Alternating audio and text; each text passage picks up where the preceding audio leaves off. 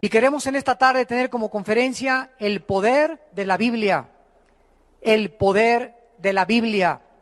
Y vamos a tener nuestra lectura en el Salmo 19, versículos del 7 al 10. La ley de Jehová es perfecta, que convierte el alma.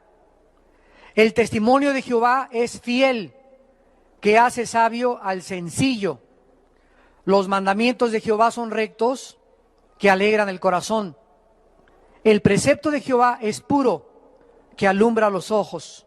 El temor de Jehová es limpio, que permanece para siempre.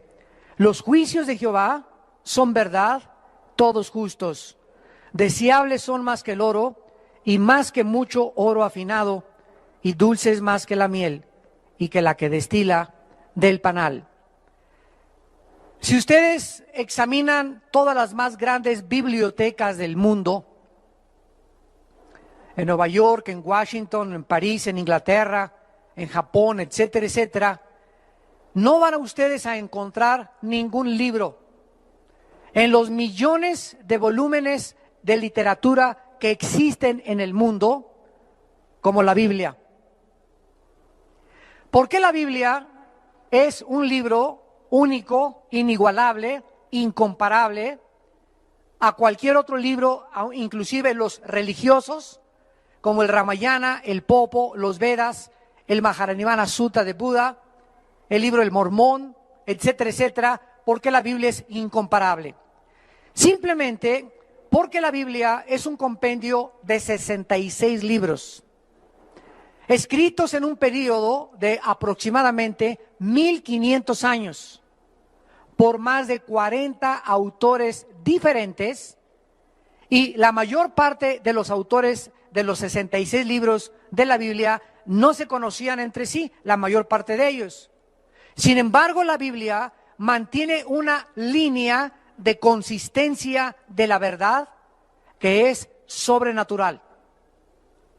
Aparte de esto, la Biblia es el libro más antiguo de la humanidad en registros científicos, arqueológicos, antropológicos, geológicos, astronómicos, biológicos, psicológicos, genéticos, etcétera, etcétera.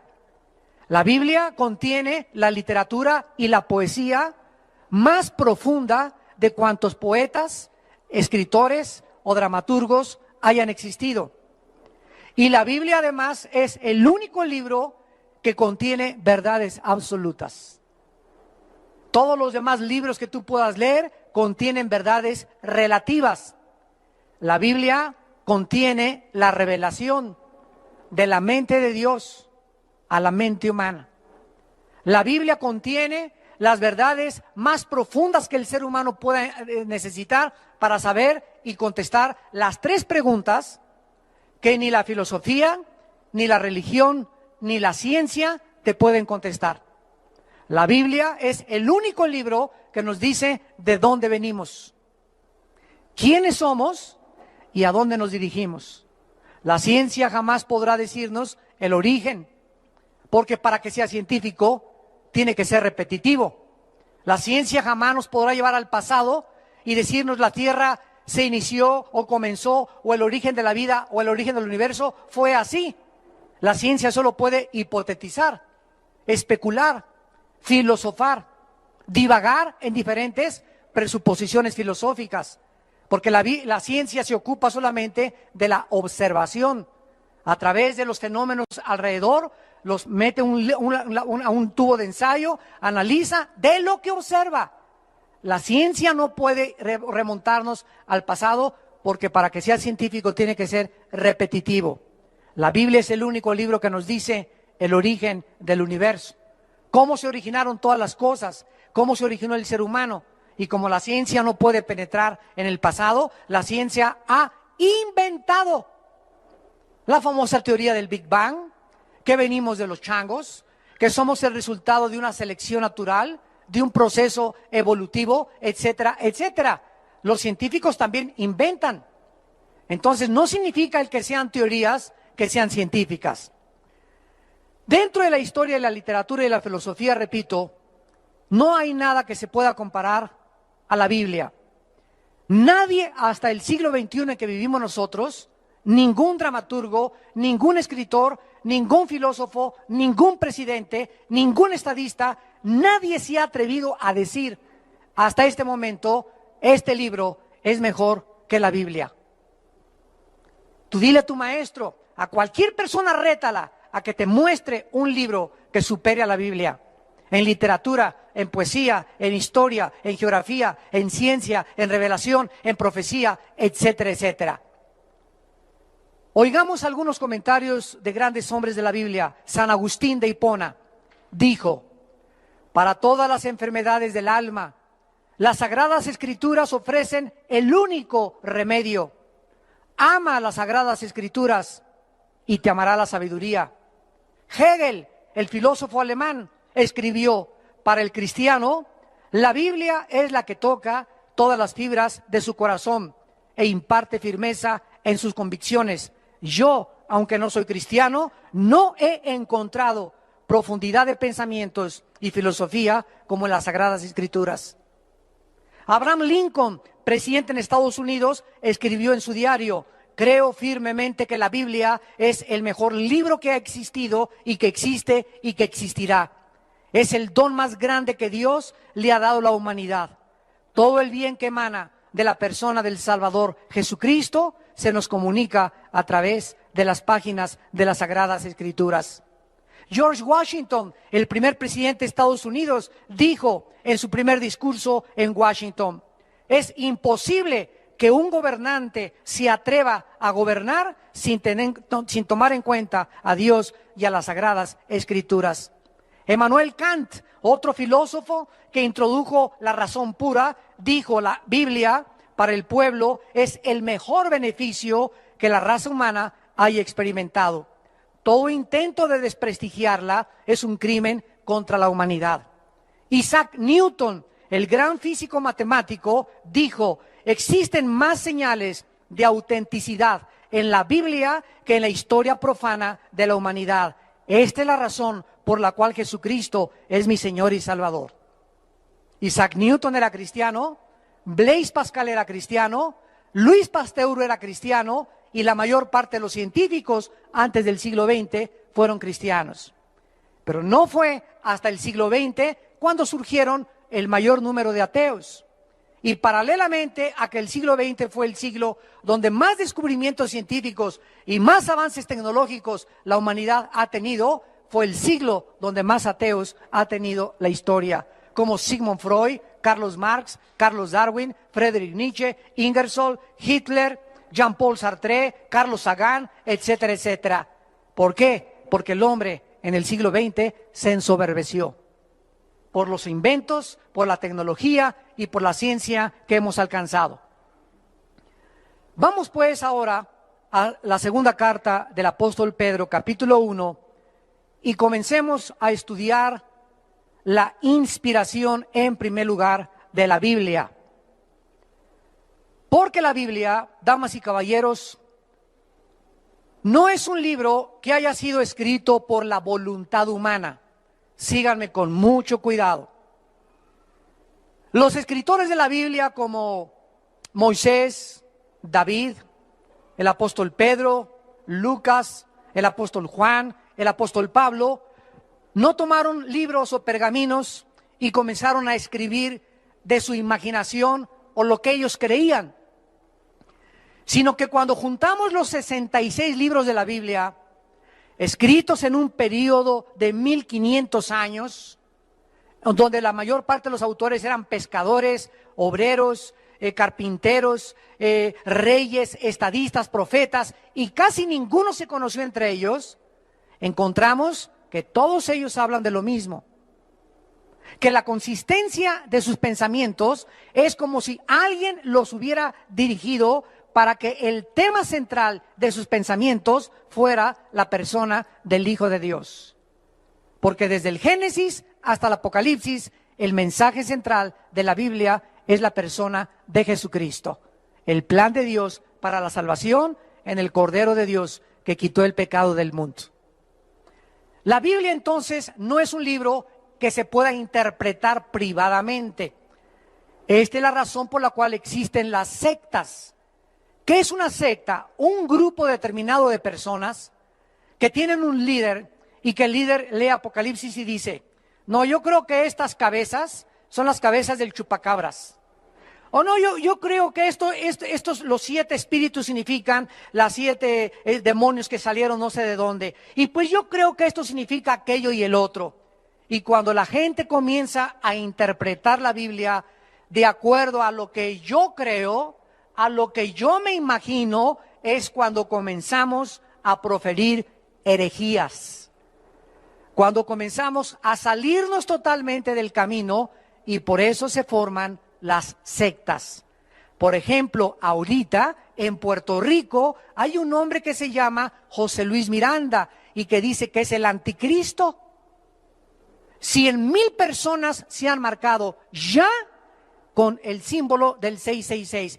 ¿Quieren ustedes ver esto? Métanse a internet en la página creciendoenlagracia.com. Creciendoenlagracia.com. Ahí sale este hombre, sus mensajes. Nada más que no le vayan a mandar cartas, No se queden ahí. Y ahí vas a ver cómo se está marcando la gente de su iglesia. Más de 100,000 personas. ¿Cómo puede la gente creerle que esa persona diga que él es el anticristo? Que no existe la verdad, que no existe el infierno, que no existe el cielo, que no existe el pecado. Todo esto, ¿por qué? Porque la Biblia la interpretaron privadamente.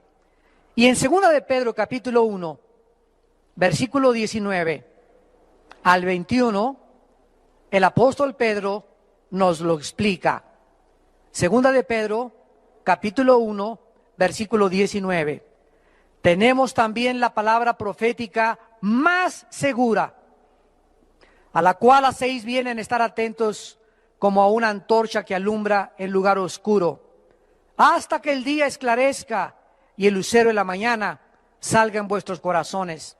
En primer lugar, se nos explica que en medio de tantas tinieblas, de tantas filosofías, de tantas sectas, de tantos falsos profetas y de tantos falsos líderes religiosos, la única luz es la Biblia. Haríamos bien en estar atentos a la Biblia hasta que el día esclarezca. ¿Cuándo es este día? Cuando Jesucristo regrese por segunda vez. Mientras Jesucristo regrese al mundo, la única luz que tiene la humanidad es la Biblia. Y haríamos bien en estar atentos a ella como a una antorcha, porque es la única luz, el único libro que nos revela la verdad. Dice el versículo 20, entendiendo primero esto, es importante comprenderlo, que ninguna profecía de la Escritura es, ¿qué dice? De interpretación privada. No hay nada que podamos tomar de la Biblia y yo interpretarlo a mi manera, porque nunca la profecía fue traída, aquí está, por voluntad humana. Entonces, ¿cómo fue escrita la Biblia? Los santos hombres de Dios hablaron siendo inspirados por el Espíritu Santo. La Biblia, pues, es un libro inspirado por Dios. La palabra inspirado significa dentro, soplar. Entonces, cuando hablamos nosotros de inspiración, estamos hablando que Dios sopló en Pedro, sopló en David, sopló en las personas que estaban escribiendo los libros, sus pensamientos de Él, de Dios. Por ejemplo, David escribió el Salmo 22 y comienza David en el Salmo 22, Dios mío, ¿por qué me has desamparado? Él no sabía que estaba escribiendo lo que 1000 años después en la cruz Cristo iba a expresar antes de morir. Lama sabactani, ¿por qué me has desamparado?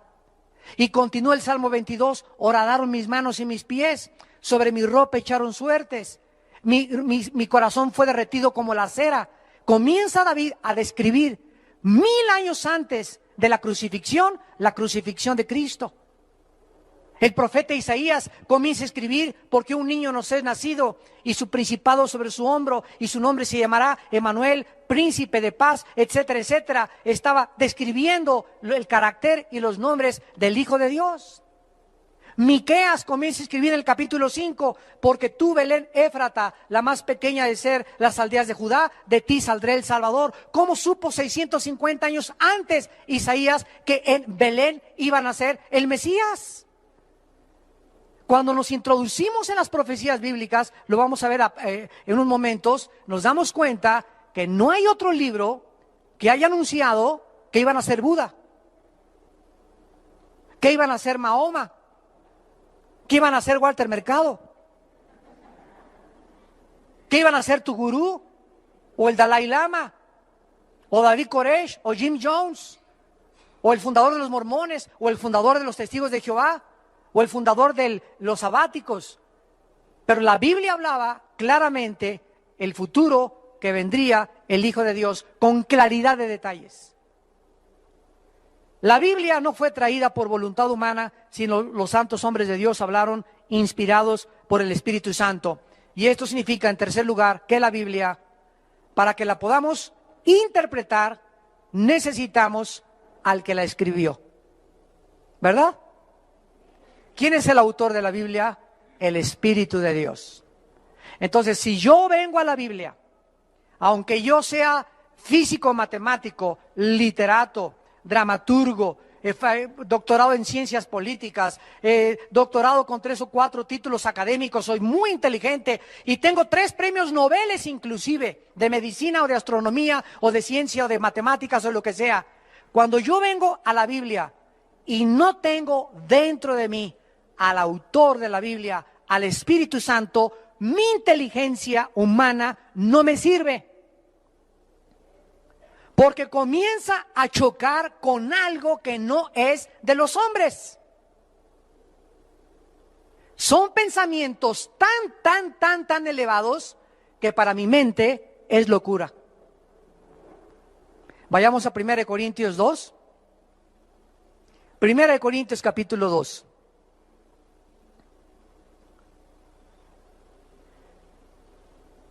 Y dice el versículo 10 en adelante, 1 Corintios 2, versículo 10 en adelante: pero Dios nos las enseñó. ¿Eso dice? La Biblia se revela.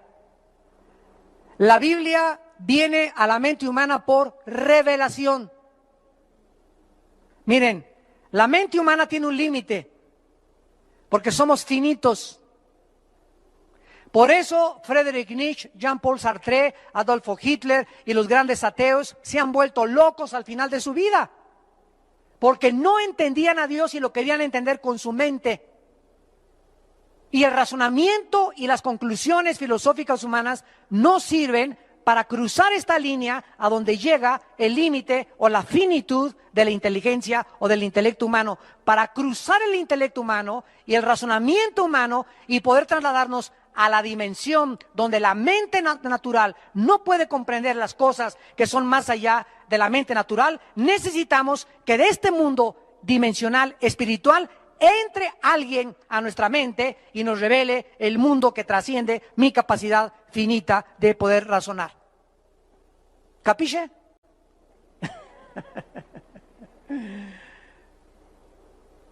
Necesitamos que el Espíritu Santo entre a nuestra vida y el Espíritu Santo nos las revela. Todo es por revelación. Dios nos las reveló a nosotros por Einstein. ¿Eso dice? Dios se la reveló a los tontos, nunca a los brutos. ¿Eso dice?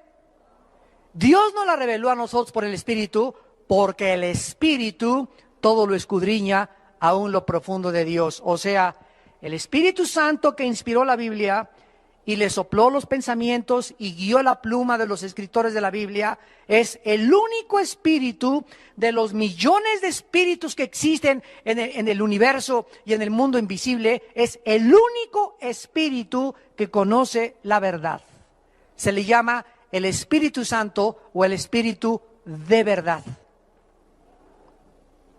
Entonces, si tú no tienes a ese espíritu y tienes al espíritu de Walter Mercado, y tienes al espíritu de Cuauhtémoc, y tienes al espíritu de un demonio, estás engañado. Y por eso la humanidad está engañada. A Hitler se le metió otro espíritu que no era el Espíritu Santo, y el espíritu que se le metió a Hitler le dijo: tú puedes crear una super raza, la raza aria. Ustedes los alemanes son los más grandes, excelsos y magníficos de todos los seres humanos. Los judíos son ratones, los negros no sirven para nada, los que nacieron con defectos físicos, mátenlos a todos, que sobreviva la única raza, la raza aria. Y además tú vas a gobernar 1000 años. ¿Qué fue lo que le pasó a Hitler? Que antes de que pudiera confrontar su derrota cara a cara, se suicidó. ¿A qué espíritu le vas a escuchar tú la verdad? Esa es la pregunta. ¿A quién le vas a creer? Dice el versículo 11 de 1 Corintios 2. Porque ¿quién de los hombres sabe las cosas del hombre, sino el espíritu del hombre que está en él? Así tampoco nadie conoció, ni conoce, ni conocerá las cosas de Dios, sino el Espíritu de Dios. Este fue el grave error del doctor psicólogo, padre de la psicología, Sigmund Freud. Este hombre, igual de niño, sus papás le enseñaron la Biblia. Y comenzó Freud en su juventud a rechazar la Biblia. Y comenzó a creer que en sus pensamientos se encontraba la verdad. Y comenzó a interesarse en la conducta del ser humano. Entonces comenzó a hacer experimentos con personas enfermas de neurastenia. Y Sigmund Freud dijo: he descubierto que el ser humano tiene una mente inconsciente, un subconsciente y una mente que no se puede penetrar más que a través del inconsciente. Entonces comenzó a usar el hipnotismo para que la mente consciente pasara al nivel del inconsciente y se formara en el subconsciente los problemas que él creía que conscientemente desarrollaba la conducta normal. Y cuando Freud comenzó a meterse a la psique, a la mente humana, trató él de componerla en el estado inconsciente, o sea, hipnotizados, trató de sanarlos. Y comenzó a darse cuenta que sus experimentos fracasaban y fracasaban y fracasaban. Atribuyó la mayor parte de los problemas a la sexualidad infantil. Y su esposa dice que a la 1 o 2 de la mañana se levantaba empapado en sudor, gritando. El padre de la psicología era un neurótico, neurasténico, psicótico, y gritaba que tenía apariciones y que se le aparecía hasta el chamuco de Tepoztlán ahí enfrente de su recámara. Y así murió en esa neurosis, porque rechazó la palabra de Dios. Si hubiera leído 1 Corintios 2:11, hubiera descubierto que el problema humano no está en la psique. Pero él se creyó Dios para conocer al ser humano, y solo la Biblia nos revela que somos un espíritu. Tenemos un alma y vivimos dentro de un cuerpo, porque solo el Creador nos puede decir y revelar de qué estamos hechos. Si tú tienes un carro Volkswagen, no vayas a la Ford a preguntarles cómo hicieron el Volkswagen, porque ellos no van a saber. Si quieres saber cómo hicieron el Volkswagen, pregúntale a los que diseñaron, a Fernando Porsche, que fue el primero que diseñó los Porsche y los Volkswagen en 1942 en Alemania. Si quieres preguntar a los carros Ford, pregúntale a Henry Ford, que fue el que inventó el primer modelo carro Ford en 1902-1903. Si tienes dolor de muelas, no vayas con el ginecólogo. Y si tienes un problema mental, no vayas con el psiquiatra ni con el psicólogo, ven con Dios. Porque el problema no está en tu mente, es más profundo que la mente, trasciende la mente, está en algo que nadie conoce más que Dios, y se llama el Espíritu. Y dice aquí el versículo 11, ¿quién de los hombres le sabe las cosas del Espíritu? Nadie. ¿Cómo podemos introducirnos al Espíritu de una persona cuando ni siquiera conozco mi propia personalidad? Entonces yo tengo que preguntarle al Creador, al que nos hizo, Señor, ¿qué problemas hay? ¿Por qué pienso así? ¿Por qué me comporto así? ¿Qué solución hay? ¿Qué medicina hay? Los hombres no tenemos la solución para nuestros problemas. La solución y el remedio viene de Dios, de nuestro Creador. He venido, dijo Cristo, a sanar a los quebrantados de corazón, a darle vista a los ciegos, a sanar a los enfermos, a los contritos de espíritus y a los quebrantados. Yo amo, dice el Señor. Y dice el versículo 12, y nosotros, aleluya, gloria a Dios, no hemos recibido el espíritu del mundo, sino el espíritu que proviene de Dios, para que sepamos lo que Dios nos ha concedido. ¿Qué espíritu tienes tú que me estás escuchando? No hay en tu vida, escúchame. Cualquiera de ustedes que haya venido en esta mañana, quiero decirles algo, no hay en tu vida más que uno u otro espíritu. O tienes el espíritu del mundo y piensas como el mundo y oyes al mundo y actúas como el mundo y le crees al mundo, o tienes el espíritu de Dios y oyes a Dios y sigues a Dios, porque Jesús dijo, mis ovejas oyen mi voz y me siguen.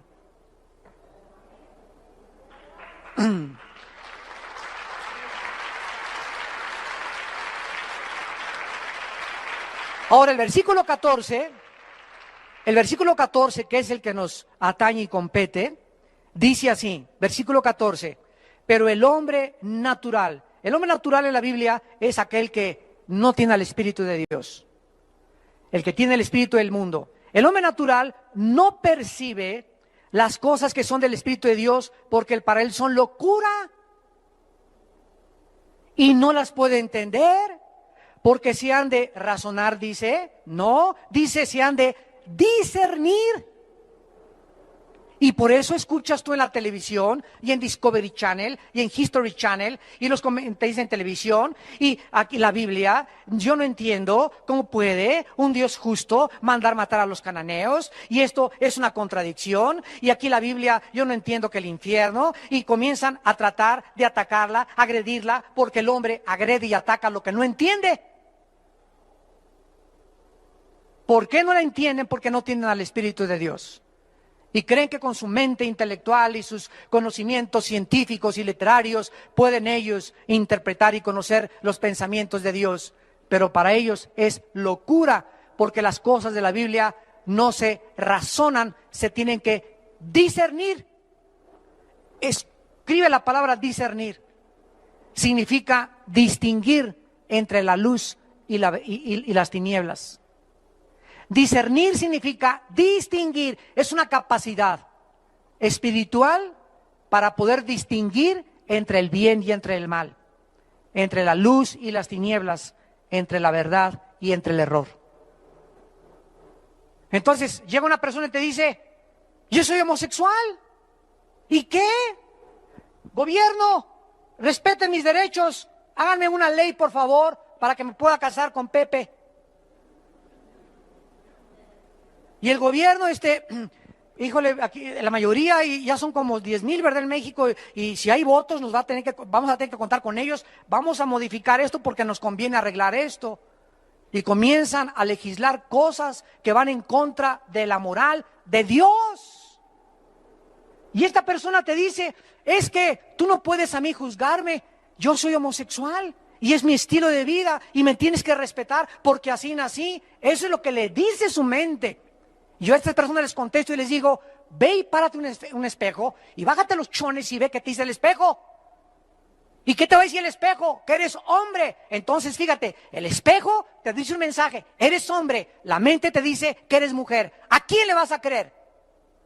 ¿A la realidad o a la irrealidad de tu mente? La mente te engañó por un demonio que te hizo creer que eres mujer. Dile al demonio, no es cierto, soy un hombre. El espejo me dice que soy hijo de Sansón.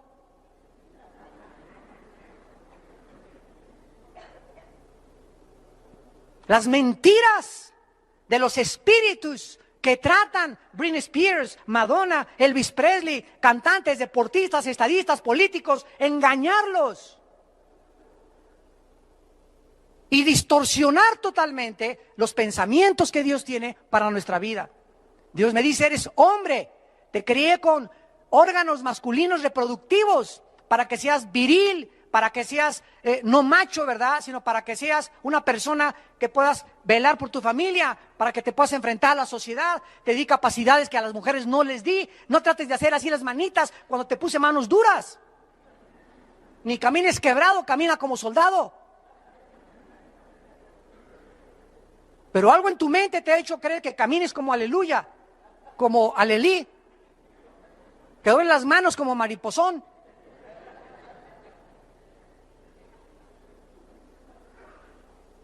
La Biblia no es de interpretación privada, la Biblia tiene que ser interpretada por el Espíritu Santo, porque los 66 libros de la Biblia forman un compendio.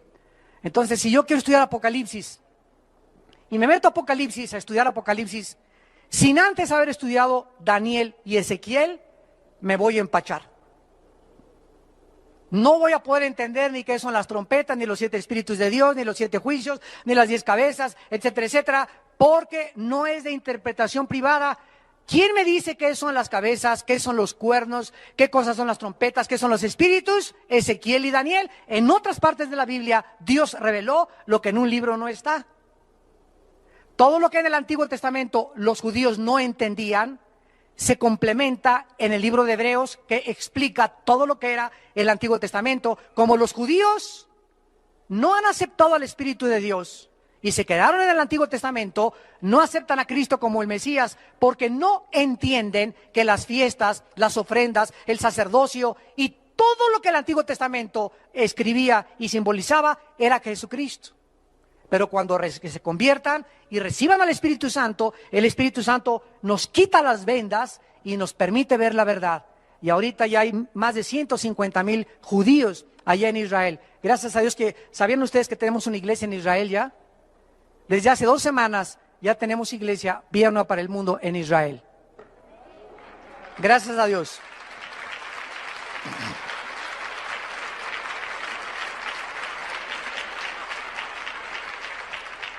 Vayamos a 2 de Timoteo, capítulo 3. 2 de Timoteo, capítulo 3.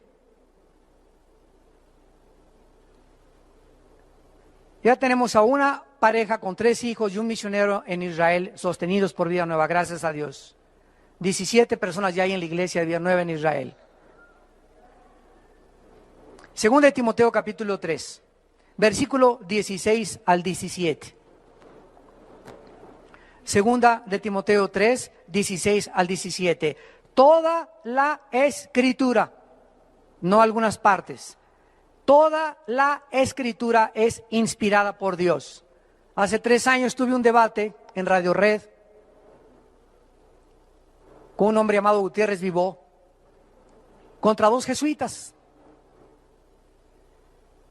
Y pues vieron que entré a la cabina con la Biblia.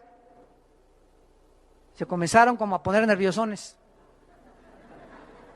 Y me dice uno de los jesuitas, es que yo nada más creo en algunas partes del Nuevo Testamento. Le dije, ¿en cuáles partes cree usted del Nuevo Testamento? Pues las partes que les convienen a ellos, ¿verdad? Y me dice, porque hay muchas cosas del Antiguo Testamento, que yo no creo. Le dije, qué lástima, y le leí este versículo. Porque toda la Biblia, dice la Biblia, que es inspirada por Dios. Y Jesucristo, cuando vino al mundo, antes de morir, comenzó a caminar con los discípulos por la playa y les dijo, oh insensatos y tardos en entender lo que los salmos, Moisés y los profetas escribieron de mí. Le dije, esto está escrito en el Evangelio de Lucas.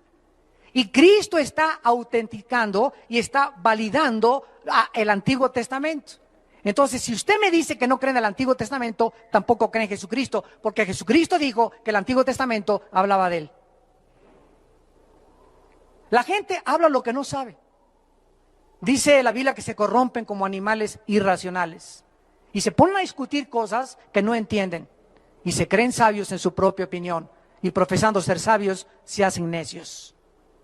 Toda la Escritura, dice 2 de Timoteo 3, toda la Escritura es inspirada por Dios y útil. Y escuchen para qué Dios nos dejó la Biblia: para enseñar, número 1, 2, para redarguir, 3, para corregirnos, 4, para instruirnos con el propósito de que seamos maduros, lleguemos o alcancemos la madurez. En primer lugar, la Biblia nos enseña. ¿Qué nos enseña la Biblia? ¿De dónde venimos? ¿Quiénes somos? ¿A dónde nos dirigimos? Nadie más que la Biblia me puede enseñar quién soy, de qué estoy formado, ¿Por qué nací? ¿Cómo se originó el universo? ¿A dónde va mi vida? ¿Hay vida después de la muerte? Solo la Biblia me puede decir. ¿Y cómo es la vida después de la muerte? Solo la Biblia me lo puede decir. ¿A dónde van los espíritus después de la muerte? Solo la Biblia nos lo puede revelar. Ningún otro libro te dice que hay vida después de la muerte. ¿Y qué hay? ¿Y qué pasa con los espíritus? ¿Y qué es lo que sucede después del juicio final? Más que la palabra de Dios. Nos enseña la Biblia el camino de la verdadera moral, de la educación, de la política, de la ciencia, cómo educar a los hijos, cómo ser un buen esposo, cómo ser un buen matrimonio, cómo la gente no tiene la Biblia, va con la doctora Corazón. Va con Walter Mercado, va con el psiquiatra, va con el psicólogo, va con la comadre, va con la suegra. Enséñame a educar a mis hijos. Mi hijo tiene un problema. ¿Me puedes dar un consejo, comadre? Y tu comadre es hasta atea. Tenemos la palabra de Dios más segura para poder estar atentos a ella, porque ella es nuestro maestro. En segundo lugar, nos redarguye. Esto significa nos convence. Haz de cuenta que este es el camino por el cual caminamos. La Biblia me va enseñando cómo portarme, cómo ser ciudadano, cómo ser padre, etcétera, etcétera. Y cuando me trato de salir del camino, es la Biblia la que me redarguye, o sea, me convence dentro del Espíritu Santo que lo tengo dentro. Armando, vas mal, vas mal, vas mal, vas mal. Regrésate al camino. La Biblia nos convence. Cristo dijo, cuando el Espíritu venga, Él los convencerá de pecado. Tú no puedes convencer a tu esposo, ni a tu hijo, ni a tu vecino, ni a tu suegra de pecado. Tú le puedes decir a una persona, eres un borracho, parrandero, te vas a ir al infierno. Mira, hijo, no vayas a esa discoteca porque te vas a ir al infierno. Dile lo que le digas a la gente. La única persona que puede convencer a alguien de pecado es el Espíritu Santo.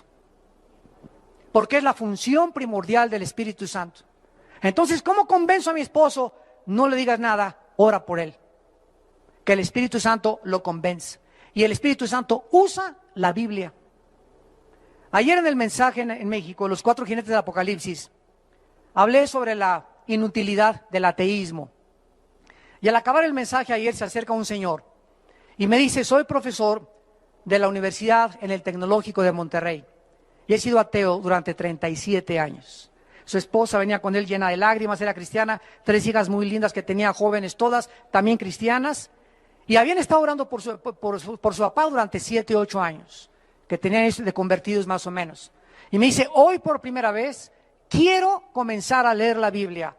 Estoy convencido ahora que soy un soberbio y que he rechazado a mi familia, ya hasta me quería ir con otra mujer y dejar a toda mi familia, y quiero hoy verdaderamente conocer la palabra de Dios y seguir a Jesucristo. Y estaba su esposa llena de lágrimas, llorando, las muchachas también, pero vean ustedes, ¿quién fue lo que lo convenció a este hombre que fue a un desayuno para que le entregara su vida y cambiara radicalmente su vida en menos de 10 o 15 minutos la palabra de Dios? Por eso cuando tenemos desayuno les decimos a ustedes, traigan personas no cristianas. Trae a tu abuelita, trae al jefe de tu trabajo. Si tienes carga por alguien de tu familia, invítalo. Solo oyendo la gente la palabra de Dios se puede convertir. Porque el Espíritu Santo usa la Biblia. No usa la sabiduría humana, usa la Biblia. En tercer lugar, la Biblia nos corrige. No solamente nos convence regresar, sino que nos enseña cómo regresar al camino. ¿Eres cristiano? ¿Eres cristiana? ¿Tienes al Espíritu Santo y te caíste ayer del caballo? ¿Te caíste hace una semana del caballo? ¿Fornicaste con tu novio hace 3 días? ¿Ya te besuqueaste y dejaste que tu novio te pusiera las manos en tu cuerpecito? ¿Ya pecaste? ¿Ya viste pornografía? La Biblia te dice cómo regresar a Dios. No te quedes llorando ni lamentándole. Confiesa tus pecados y la sangre de Cristo nos limpia de todo pecado. No te quedes ahí tirado como Judas, que se pegó un tiro y se suicidó. Se ahorcó.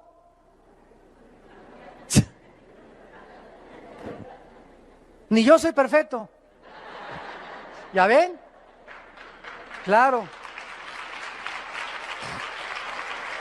En cuarto lugar, dice la Biblia, en cuarto lugar, que nos instruye, no solamente nos convence para regresar al camino, nos redarguye cómo regresar al camino, sino que nos instruye, o sea, nos enseña cómo mantenernos en el camino. Ya que regresaste, ya que le pediste perdón a Dios, ahora Jesús te dice en esta mañana, no te sueltes de mi mano. Te caíste y te fuiste y pecaste porque te soltaste de mi mano. porque separados de mí, nada podrán hacer. Veamos en penúltimo lugar el poder de la Biblia, porque la Biblia no solamente no fue escrita por hombres de su propia imaginación, fue inspirada por Dios, nos enseña, nos redarguye, nos corrige, nos instruye, pero también la Biblia nos transforma interiormente. Segunda de Corintios 3, versículo 18. Hoy en la mañana, en el mensaje que les di acerca del quebrantamiento, les dije lo siguiente: todos hemos nacido con una concha, con una caparazón. Les dicen a muchos el caguamo. Como tortugas así, traemos algo que no queremos que la gente se asome a mi vida secreta, a mi vida interior. A mi esposa no le quiero revelar realmente lo que yo siento ni lo que yo expreso, porque tengo miedo que me lastime. Porque tal vez mi ex esposa o mis otras 3 maridos anteriores me lastimaron, y comenzamos a protegernos de que ya nadie más se acerque a nosotros, ya no podemos darle la amistad a nadie porque al que le di la amistad me traicionó, y comenzamos a tratar de construir una concha para que ya nadie se acerque ni conozca nuestros sentimientos. Y esta capa, este caparazón, Dios lo va a tener que romper. Porque Dios no puede trabajar en tu vida mientras tú no tengas una apertura y puedas decirle claramente a Dios: Señor, no tengo miedo de volver a amar. Mis otros 3 maridos y mis 5 mujeres anteriores me traicionaron, etcétera, etcétera. A mi 6ª mujer, a mi 6º marido, lo voy a volver a amar. Y si él me quiere volver a traicionar, o si ella me quiere volver a ver la cara, es un asunto con ella y contigo, Señor. Pero yo nunca quiero perderme la facultad que tú me has dado de amar. Porque cuando amamos es cuando somos felices. Y el amor no es interesado, el amor no tiene envidia, el amor no es indecoroso, el amor no busca lo suyo, todo lo sufre, todo lo espera, no guarda rencor. Entonces, no necesitas ser feliz si te aman o no te aman. Tú puedes, aunque no eres amado, ser feliz, porque nuestra felicidad no depende del que nos ama, sino de Dios. Y si tú sabes si Dios te ama y la gente no te ama, no dependes para ser feliz de la demás gente. Porque toda la vida serías infeliz, porque estamos rodeados de lobos, de coyotes y de hienas. Y de mazacuatas y cascabeles. Por tanto, según de Corintios 3:18, nosotros todos, mirando a cara descubierta, como en espejo la gloria del Señor, somos, ¿qué dice? Transformados de gloria en la misma imagen como por el Espíritu del Señor. Vean ustedes, mirando,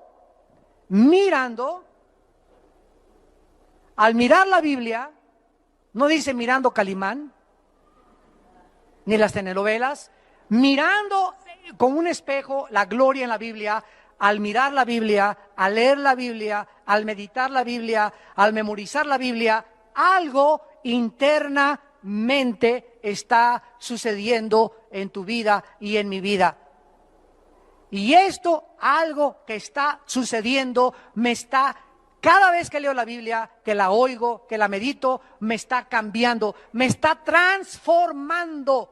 La palabra metamorfosis, cambio de forma internamente. Por afuera cada vez más canas, más arrugas, el corazón late menos, el hígado, los riñones, por afuera todo se está deshaciendo.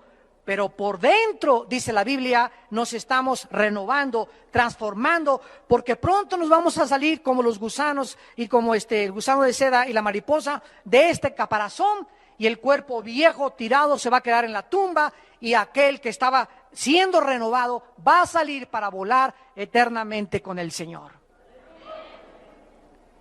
Imagínate cuando mueras, no puedas ni hacer así. Porque nunca transformaste, nunca cambiaste tu vida interior, siempre, y siempre amargado, y siempre con problemas, y nadie me hizo feliz, y nadie me quiere, y no me rechazan, me dicen Anita la huerfanita. Y nunca entendiste lo que dice en 2 Corintios 4, versículo 7, ahí mismo. En el versículo que sigue, el capítulo que sigue, 2 Corintios 4:17, pero tenemos este este tesoro en vasos de barro para que la excelencia del poder sea de Dios y no de nosotros. Y dice el versículo 16 y 17, por tanto, no desmayamos. ¿Tienes al Espíritu Santo? ¿Tienes al Espíritu Santo? ¿Saben ustedes cuál es una de las indicaciones que una persona tiene al Espíritu Santo? No se rinde. No se da por vencida. Ya te cachetearon, ya te traicionaron, ya te calumniaron, ya te abandonaron, ya te dejaron, sigues en tu caballo. Tututum, tututum, tututum, tututum, tututum. Y te vas cayendo en el caballo y te subes otra vez al caballo. Y te andan tumbando el casco de la salvación y te lo vuelves a poner otra vez. Y se te cayó la fe, lo recoges otra vez. Un soldado de Dios nunca se queda en el suelo. Porque el espíritu que Dios nos ha dado no es un espíritu ahí está. No tenemos miedo a la vida.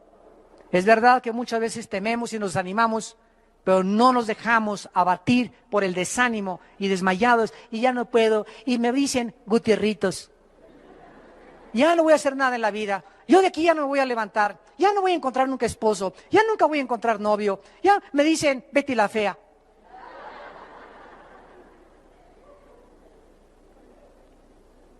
Por tanto, no desmayamos. Antes, aunque nuestro hombre exterior se va desgastando, el interior, no obstante, se renueva de día en día, porque esta leve tribulación momentánea produce en nosotros un cada vez más excelente y eterno peso de gloria. Por favor, noten, ¿cómo le llama Pablo a los naufragios, los latigazos, las traiciones, los problemas con las iglesias y todo lo que sufrió? ¿Cómo le llama en el versículo 17?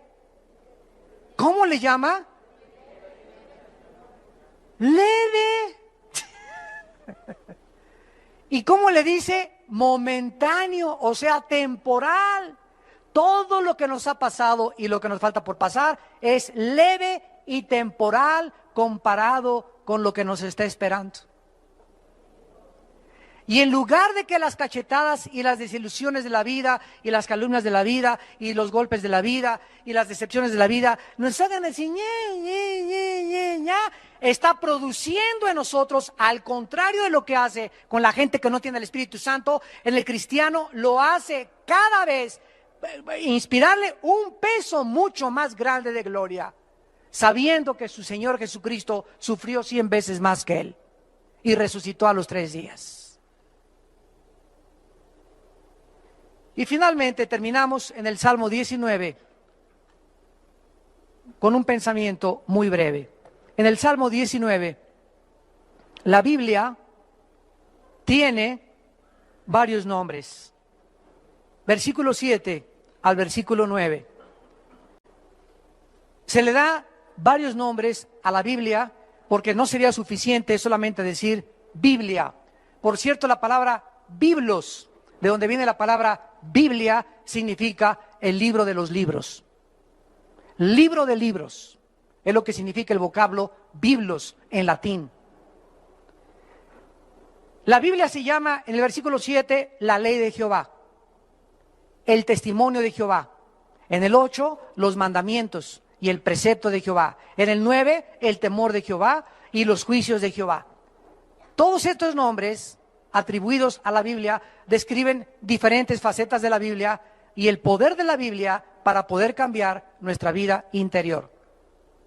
Y cuando un cristiano, por eso hay algo que a mí me abruma, me molesta, me entristece y me da también mucho coraje: llegar a un estudio bíblico, venir el domingo a la iglesia y ver que solamente 3 o 4 personas trajeron su Biblia.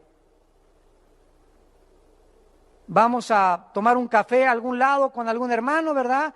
Y es lindo, ¿verdad?, que podamos traer los dos la Biblia.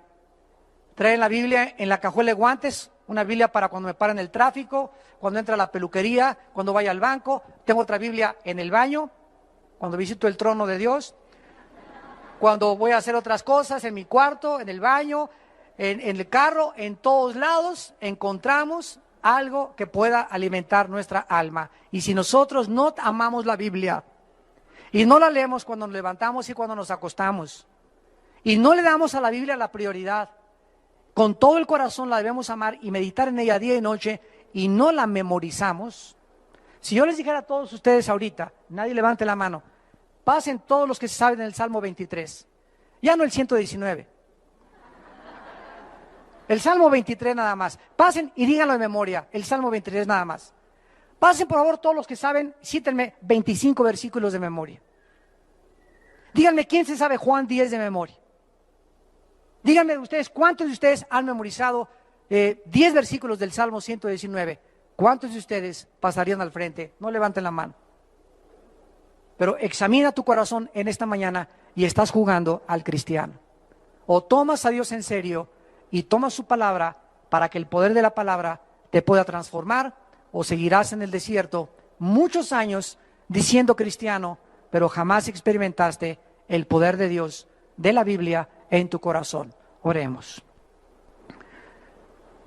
Señor, te damos gracias porque la Biblia es perfecta. Ella convierte nuestra alma. La Biblia es fiel, nos hace sabios. La Biblia es recta, nos alegra el corazón. La Biblia es pura, no hay nada que la pueda manchar, alumbra nuestros ojos. La Biblia es limpia, siempre permanecerá. La Biblia es verdad, tu palabra es verdad, santifícanos en tu palabra. La Biblia es más deseable que el oro y que el dinero y que los millones de dólares, y mucho más deseable que el oro afinado. Y la Biblia es mucho, mucho más dulce que la miel, y que la misma miel que destina del panal. Además, nosotros somos amonestados con la Biblia, y en guardar tu palabra hay grande galardón. Sean gratos, Señor, los dichos de mi boca y la meditación de mi corazón delante de ti. Oh Jehová, roca mía y redentor mío, hazme amar tu palabra más que el oro y más que cualquier cosa en mi vida, porque ella es la que me puede transformar a la imagen de tu Hijo Jesucristo.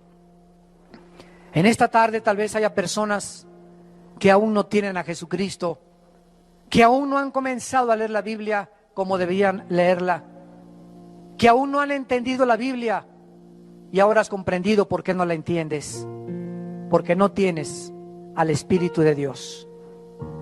¿Qué tengo que hacer? Me preguntarás esta tarde para yo comenzar a leer la Biblia y entenderla y comenzar a caminar de la mano con Dios y experimentar esa seguridad, ese poder, esa dirección, esa esperanza que mi vida necesita. Cree en Jesucristo, dice la Biblia, y arrepiéntete de tus pecados. Arrepiéntete de tus pecados, de la forma en que estás viviendo, del estilo de vida que has adoptado. Reconoce que vives equivocadamente delante de un Dios santo, que Él es el que pone las reglas, no nosotros, de cómo debemos de vivir. No le hagas caso a los pensamientos de cómo vive el mundo, porque no somos dioses ninguno más que Dios. Él es el legislador de la moral, Él es el dador de la ley, Él es el creador de todas las cosas, y solo Él nos puede sanar, cambiar, transformar y darnos el poder de vivir para Él. Cree en Jesucristo, que en la cruz pagó con su sangre por tus pecados y que a los 3 días resucitó de los muertos, e invítale a tu corazón con estas palabras. Ahí desde tu lugar, con tu alma profundamente dolida en este momento por el pecado, dile: Señor mío, perdona mis pecados. Creo que Jesucristo en la cruz pagó por mí y que me has dejado en la vida un manual, un libro de instrucciones de cómo vivir, explicándome de dónde vengo, por qué estoy viviendo en esta tierra y después de mi muerte, qué sucederá. Creo que tu Biblia es la revelación completa que mi vida necesita para alcanzar la madurez, para llegar a la estatura de un varón perfecto, a la estatura de Jesucristo. Te pido, Jesús, que entres a mi vida como mi Señor y mi Salvador. Y te pido que me des el poder y la claridad de mente para entender tus pensamientos. En el nombre de Jesús. Amén. Y tú no tienes que salir por esa puerta como entraste. Tú puedes salir en esta tarde tocado por el Espíritu de Dios. La Biblia dice: cuando oigas mi voz, no te endurezcas. Es Jesús el que te está invitando a que vengas a Él. No te invito a ninguna religión. Te invito a que vengas a una cruz donde Él dio su vida por ti y donde Él quiere entrar a tu vida y transformar tu vida a través de la Biblia. Alguien más, antes de irnos y despedirnos, quisiera ponerse de pie y salir con Jesucristo en su corazón. Alguien más. Beckham vẫn là các cầu thủ cam đi chuyền, đội xử lý bóng chưa sự thành công. Tài Nam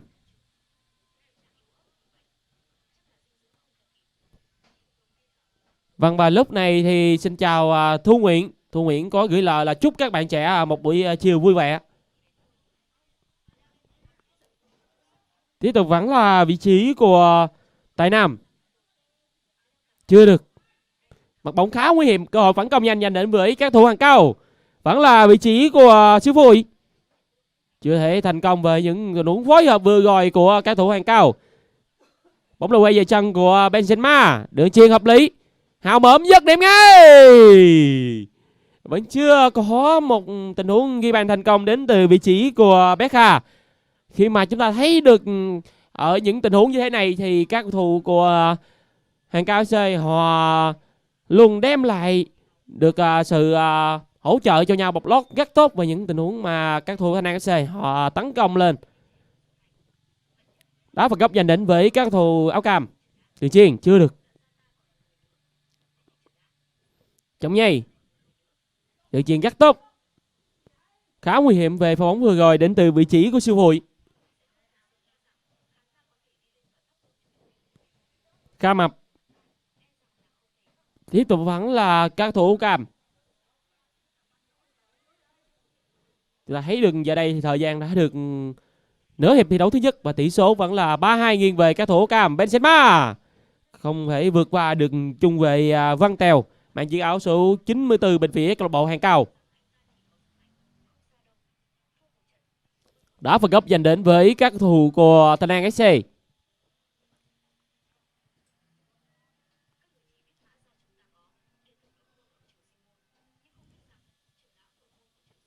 Chèo bóng vào trong, chưa được. Tiếp tục vẫn là vị trí của Trường An Tự. Tuy nhiên không thể vượt qua được vị trí vừa rồi của Hào Mớm. Đá phạt dành đến với các thủ áo cam. Đứng trước bóng hiện tại đó là vị trí của Tài Nam.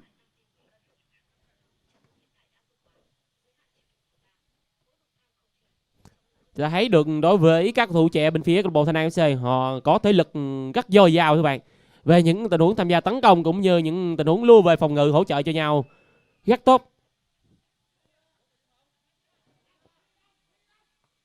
Cũng như những kỹ thuật cá nhân của các thủ trẻ này vẫn rất tốt ở thời điểm hiện tại này.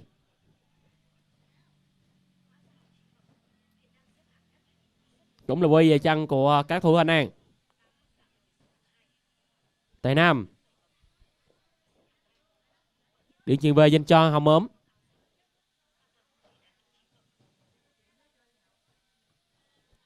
Tài Nam không quá vội vàng giành định với câu lạc bộ Thanh An FC.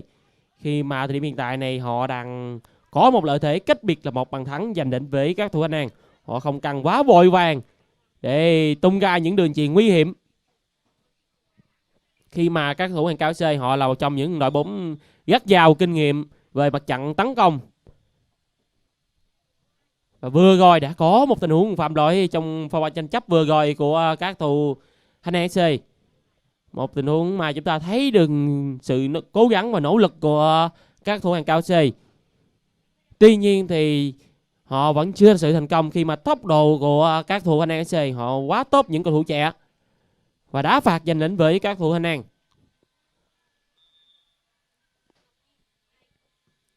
Dứt điểm ngay chưa được. Chưa thành công về những tình huống dứt điểm vừa rồi đến từ các thủ của câu lạc bộ Thanh An.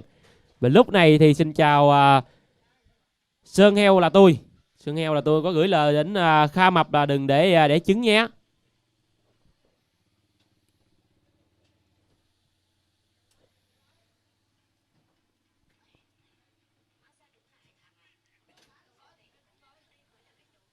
Khá nguy hiểm rồi, bóng vừa rồi. Tuy nhiên tiếng còi chúng ta vang lên.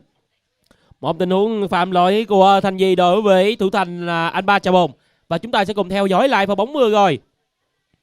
Một tình huống mà đường chuyền về của bên phía câu lạc bộ Hàng Cao FC.